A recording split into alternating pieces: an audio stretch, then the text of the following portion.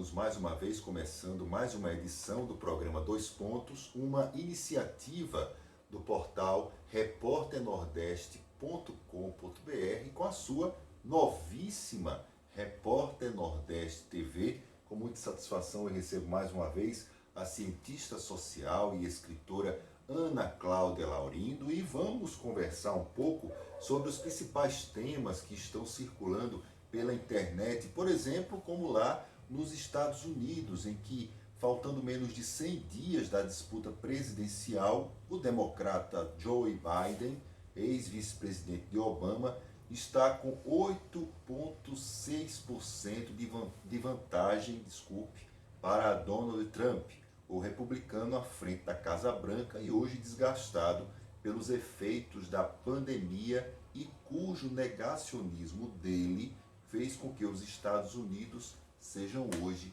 o líder mundial em mortes por coronavírus. As eleições americanas devem acontecer com voto pelo correio e esse é o problema, porque Trump não aceita a estratégia e ameaça continuar na Casa Branca se perder a disputa. Ironia das ironias, a maior democracia da Terra, como se autopropagandeia hoje, vive a ameaça de uma ditadura, não é isso, Ana Cláudia? Olá, Odilon, é sempre um gosto muito grande, um prazer especial estar mais uma vez ao seu lado, tocando em frente o Dois Pontos. E a você, internauta, amigo, que é a razão de nós estarmos continuando este trabalho, enfrentando toda esta competitividade nas redes, onde o entretenimento, onde até a fofoca está aí brigando para ter o maior espaço na vida e no pensamento do brasileiro e do público global. Nós estamos aqui fazendo estas análises com o máximo de seriedade, em um nível de independência que nos caracteriza como um marco do nosso trabalho, desde o portal repórternordeste.com.br a Repórter Nordeste TV, que é um trabalho em extensão. Porém, nós, quando pensamos nos Estados Unidos e este slogan de a maior democracia do planeta, nós somos levados a franzir a testa. Desde quando a maior democracia do planeta, ela dá exemplos verdadeiramente democráticos? Na verdade, hoje nós estamos vendo que o cenário político norte-americano, ele ganha os contornos de Hollywood e um cinema está sendo aí montado e o mundo está como espectador. O que será que vai acontecer?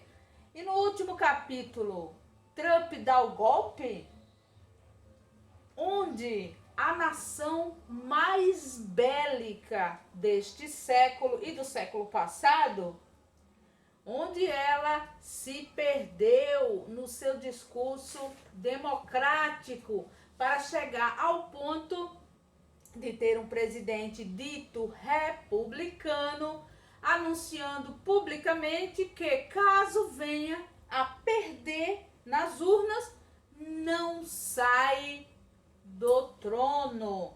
Será que é uma monarquia? Nós temos muito o que aprender com este exemplo dos Estados Unidos, pois lembremos que no rabo de foguete das estratégias norte-americanas, se utilizando da engenharia da comunicação de Bannon, montado em fake news, o Brasil elegeu o seu próprio Trump às avessas, ou seja, o Jair Bolsonaro. E não é novidade para ninguém que ele também tem esta sanha de golpe. este desejo de nunca entregar o posto de presidente. O Globo vai ficar na expectativa dos próximos capítulos do cenário americano, que chegou à condição de o ponto culminante da morte por coronavírus no planeta, justamente por ter se utilizado dos artefatos políticos que elegeram Trump. O negacionismo, o ataque quanto mais à ciência e aos cientistas. Mas Trump voltou atrás quando viu o estrago que o coronavírus foi e está sendo capaz de promover no seu país. Voltou atrás, se tornou um perseguidor de ciência e um comprador de resultados de pesquisas científicas, inclusive com o investimento massivo na vacina para o seu próprio país, na tentativa de priorizar os Estados Unidos diante do cenário global de devastação que hoje segue de maneira mais forte na América Latina e América Central, encostadinho à América do Norte, porque a Europa ela adotou estratégias mais firmes e a Ásia foi a que deu os exemplos de mais rigor e de mais busca de ciência, investimento na ciência para vencer esta guerra biológica, que além de uma guerra biológica, ela também destrava guerras políticas.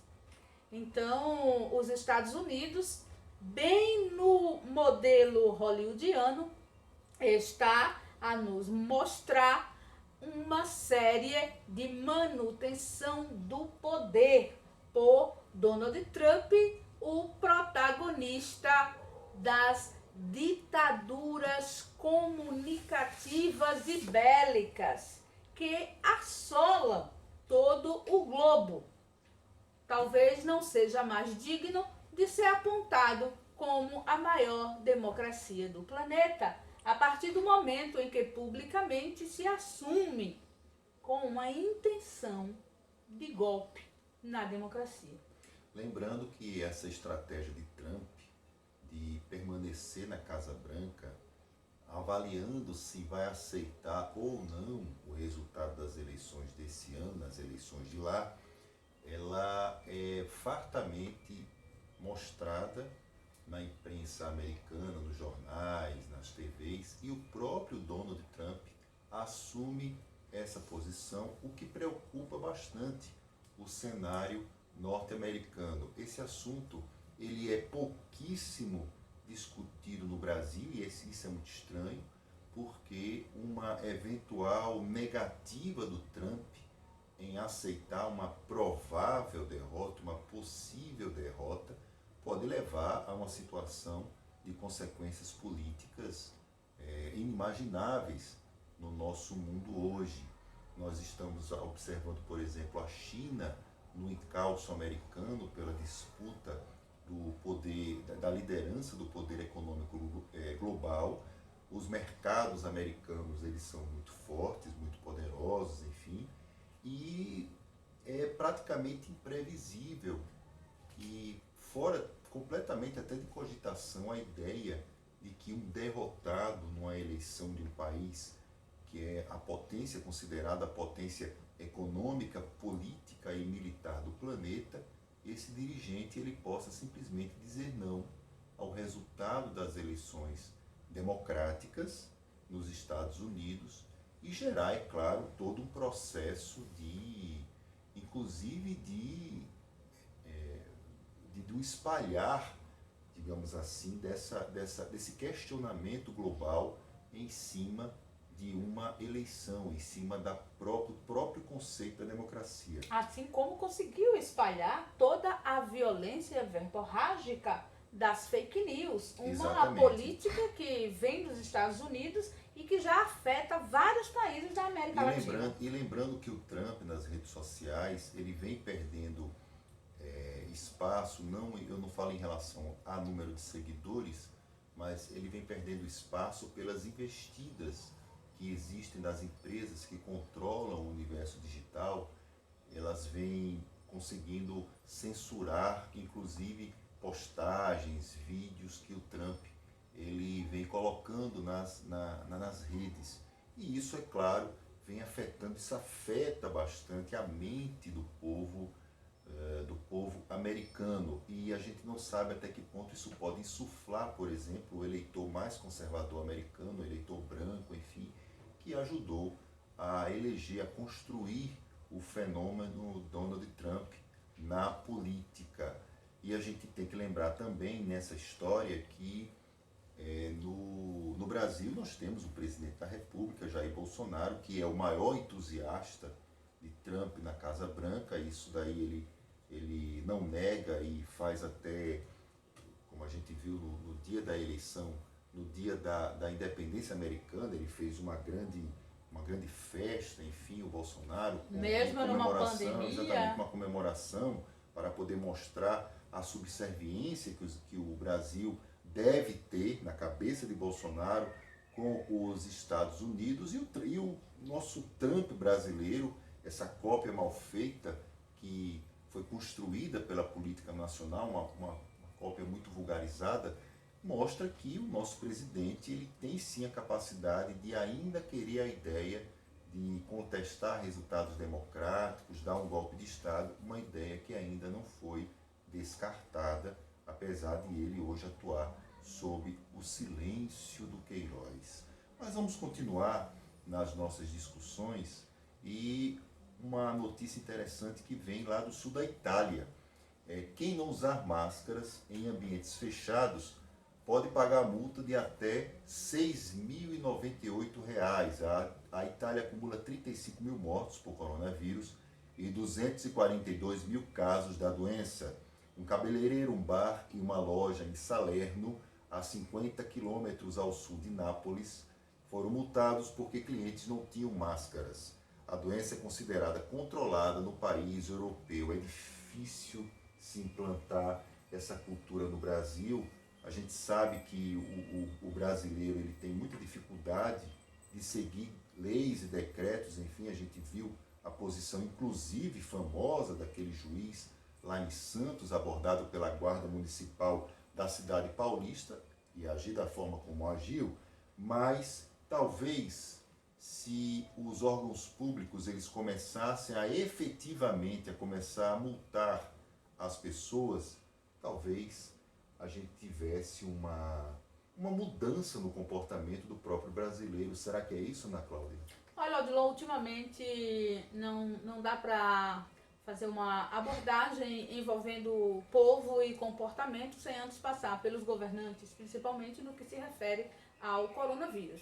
Nós estamos vendo a investida de vários governadores brasileiros em apresentar os seus estados como uma situação que eles chamam de amarela.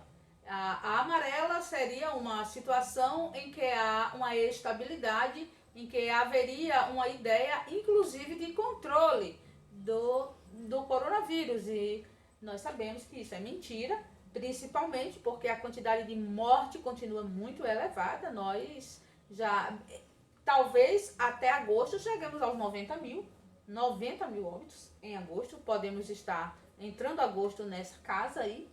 E nós também estamos fazendo algumas análises do tipo: houve um investimento massivo na construção de hospitais de campanha e de leitos de UTIs. E eles pegam exatamente dados estatísticos relativos à ocupação destas UTIs para chegarem à conclusão da situação amarela e colocar como algo que reverencia a flexibilização, justifica a flexibilização da abertura de comércios e locais de aglomeração. Por estes dias, por exemplo, na cidade de Maceió, os donos de escolas particulares fizeram uma carreata para pressionar o governo, o prefeito, para abrir as escolas particulares, com a justificativa de que eles estão sendo prejudicados financeiramente. Então, seria realmente muito fácil encher as mãos de pedra e atirar essas pedradas no povo, considerando toda a sua rebeldia. Mas nós não podemos chegar a essa análise sem antes passar por essa jogada de mestre dos governantes que manipulam as estatísticas para justificarem a abertura de shoppings, a abertura de espaços que vão aglomerar e o temor dos pais que em breves dias eles também estejam abrindo as escolas particulares. Então, muitos pais que não tiraram os filhos das escolas, continuaram pagando as mensalidades para que seus filhos tivessem aulas remotas, agora eles estão se sentindo encurralados. Porque se as aulas forem liberadas, ou eles vão enviar os filhos e eles vão correr o risco de contrair o coronavírus, ou eles vão tirar os filhos e vão perder todo o investimento financeiro que foi feito durante todo o ano, acreditando na proposta das aulas remotas, pela segurança das crianças, dos adolescentes, dos jovens.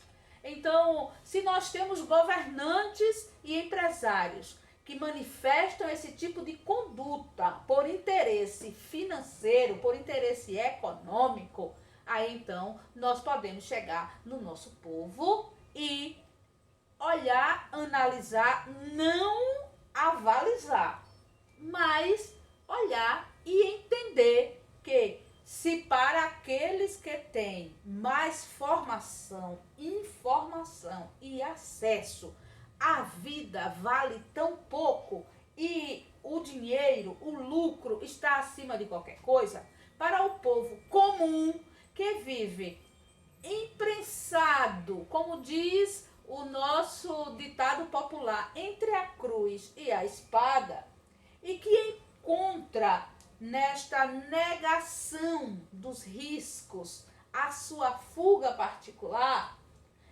nós teremos mais elementos para compreender esse povo do que os governantes e os empresários. No entanto, a atitude do povo com relação ao uso de máscara e a outras coisas também, porque as festas elas já estão começando a acontecer por iniciativa das pessoas. As pessoas já estão reunindo em suas casas parentes, amigos, fazendo churrasco, celebrando aniversário, fazendo festas de casamento. As festas elas já estão acontecendo como uma extensão dessa flexibilização. Ora, se é permitido ir ao shopping porque eu não posso fazer o meu churrasco, se é permitido sair e ir ao comércio com todas as lojas abertas porque eu não posso convidar os meus vizinhos. Então, a coisa vai meio que na extensão da flexibilização.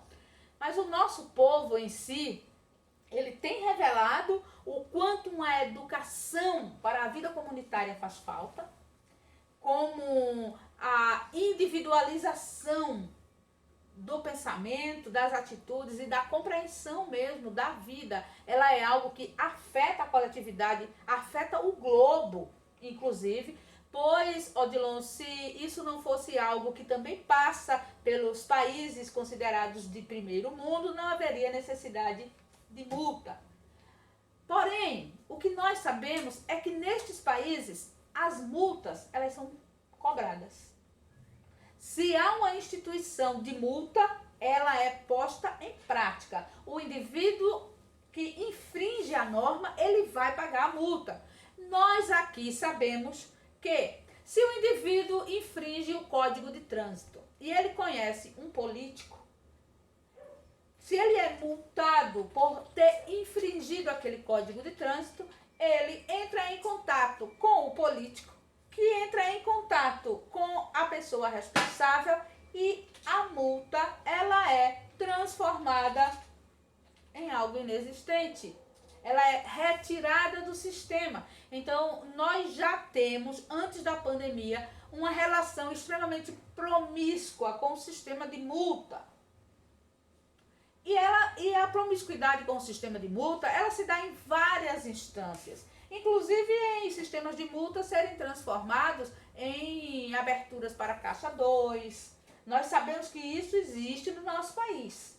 Porém, no momento, o foco é como seria aplicar uma multa deste teor que está sendo aplicado lá em Salerno, na Itália, por conta do coronavírus, aqui no Brasil. Com qual moral o governante que está flexibilizando, que está manipulando dados estatísticos para abrir os comércios, com qual moral esse governante ele vai aplicar multa?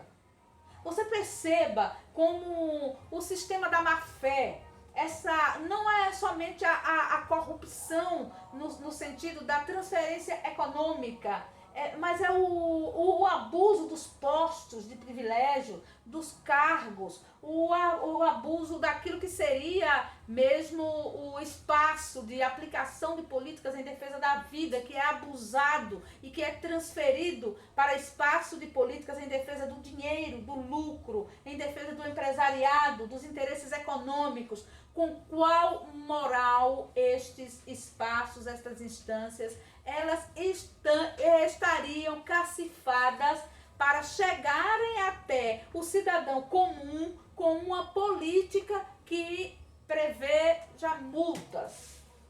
Só uma coisa, lembrando que no Brasil o uso de cinto de segurança derrubou em 75% as mortes do trânsito, inclusive mortes de crianças.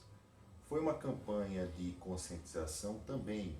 Houve uma campanha dos Detrans, dos estados, houve uma campanha nacional, via governo federal, mas principalmente a cobrança de multas pelo motorista que não usasse o cinto de segurança. O Brasil ainda tem muitos casos de acidente de trânsito, sim.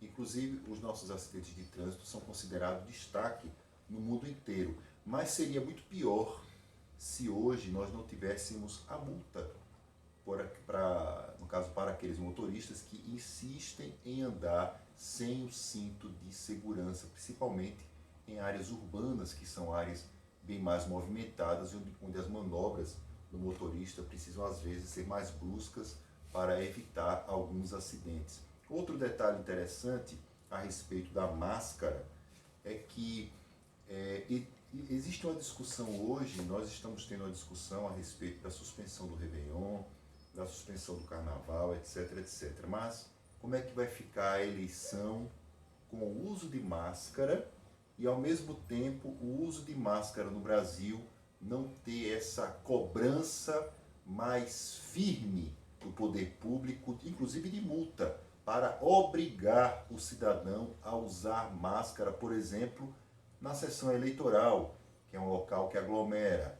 É uma dúvida que fica muito grande e talvez, inclusive as eleições desse ano, nos ensinem como é que a gente consegue juntar o uso de máscara com a multa num caso como esse. A gente conseguiu fazer a junção com o cinto de segurança e a multa. Será que a gente vai conseguir a máscara e com a multa no dia da eleição? É uma dúvida. Eu acredito que o sistema que até hoje está sendo visível, sendo fácil de perceber, é o sistema de incoerência. O sistema de incoerência, ele está ganhando de qualquer outro sistema e o pior, não existe mais estado no Brasil que não esteja passando por isso. Pois é, então, seguindo adiante, PCdoB, PDT, PSOL, PSB e PT, que formam um bloco de oposição a Jair Bolsonaro, entraram com notícia-crime no STF contra o Ministério da Justiça. Isso porque um dossiê revelado nesses dias mostra que servidores federais e estaduais ligados à defesa dos direitos humanos e assumidamente antifascistas, todos de oposição ao governo Bolsonaro, estão sendo monitorados, inclusive monitorados com fotografias. O ministro da Justiça, André Mendonça, deve ser convocado à Câmara para explicar esse monitoramento. O órgão que faz arapongagem contra esses servidores a Secretaria de Operações Integradas, o CEOP foi construído pelo ex-ministro Sérgio Moro. E o objetivo, oficialmente no papel, era integrar operações policiais contra o crime organizado, redes de pedofilia, homicidas e crimes cibernéticos. Então, houve um elenco de justificativas bem no modelo que o cidadão de bem brasileiro está aí acatando. Então, para criar o órgão, as justificativas elas foram elaboradas dentro daquilo que o cidadão de bem esperava que fosse.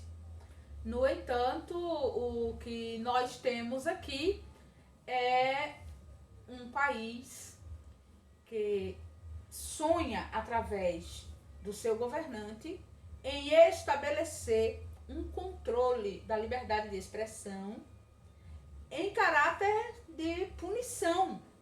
Ainda não está sendo posta em prática a parte punitiva, mas o fato de acontecer o rastreamento, a criação de um banco de dados, bem aos modelos da ditadura militar, isso é um indicativo de política que já está sendo executada. Isso já é a execução de uma política ditatorial.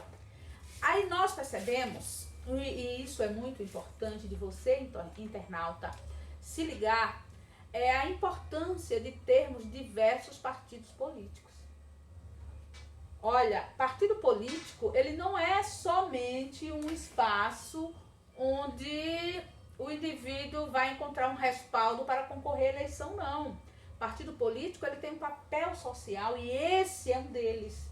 O partido político, ele é também uma instituição que pertence à estrutura democrática.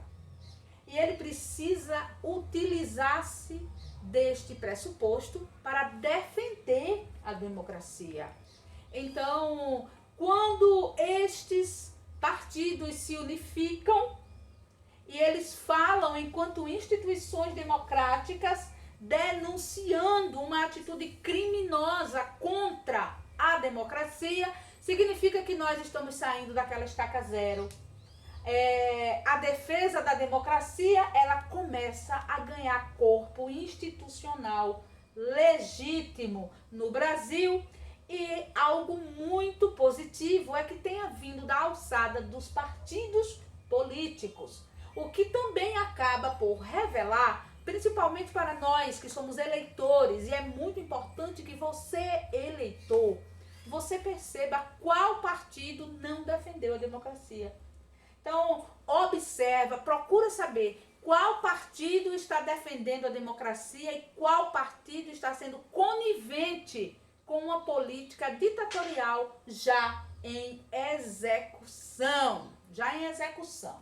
Então, é importante, partido político, ele recebe sim o fundo partidário como um incentivo para que ele exista. Ele é legítimo, ele é importante na estrutura democrática. A diversidade de partidos é algo que também é muito importante para a democracia, mas muito mais importante do que todos esses aspectos que foram citados é que o partido, ele assuma a sua função institucional e entre em luta para defender a democracia. Se ele não faz isso, ele não merece continuar na condição de partido. Olha, eu também comentando sobre isso, é tão interessante nós observarmos que no mundo contemporâneo hoje, as instituições democráticas, elas estão batalhando muito em busca da sobrevivência. Essa atitude que a gente observa do Ministério da Justiça é a atitude de país que tem terrorismo. Isso acontece muito lá nos Estados Unidos. Inclusive os Estados Unidos, eles se colocam na função de invadir países e implantar sistemas em nome do que eles chamam de democracia, na verdade, em busca dos próprios interesses econômicos. E isso é muito grave, porque você começar a monitorar pessoas como se essas pessoas fossem potenciais terroristas, num país que a lei antiterrorismo ela não abrange situações desse tipo, apesar de existir o esforço de bolsonaristas do Congresso Nacional para que a lei antiterrorismo possa atingir movimentos sociais, abranger pessoas ao gosto do freguês, que é o governo federal, mas nós não temos uma lei que possa justificar esse tipo de atitude. E aí ficam para os nossos amigos juristas na internet, são milhares de juristas, cada um possui sua opinião, inclusive aqueles que não possuem diploma em direito, mas se acham no direito de poder comentar processos jurídicos, etc. Fica essa questão, até que ponto as leis do nosso país, elas impedem situações como essa de acontecerem. Você faz uma lista com quase 600 servidores públicos federais e estaduais, dizendo que essas pessoas têm que ser monitoradas. Monitoradas em nome de quê? Porque são antifascistas? Eis a grande dúvida que a gente tem. Elas são, então, classificadas, ou poderão ser classificadas, como pessoas que estarão ou devem estar na lista suja daqueles que não seguem os ditames do governo Bolsonaro. O nome disso é ditadura, e a gente já viu isso aqui no Brasil, e vários países no mundo também já assistiram essa mesma experiência. Vimos isso na América Latina ostensivamente, e olha, as consequências disso são terríveis e não ajudam nem ao desenvolvimento econômico, nem ao desenvolvimento político, muito menos o desenvolvimento social. Se acontecesse esses três tipos de desenvolvimento na ditadura militar, pela repressão que houve no Brasil, nós já estaríamos no topo do comando, talvez até nem do mundo, mas do universo. Muito bem, encerrando mais essa nossa iniciativa do portal repórternordeste.com.br, pela sua TV, pela sua Repórter Nordeste TV, nós encerramos o programa 2 Pontos e até a próxima. Até a próxima.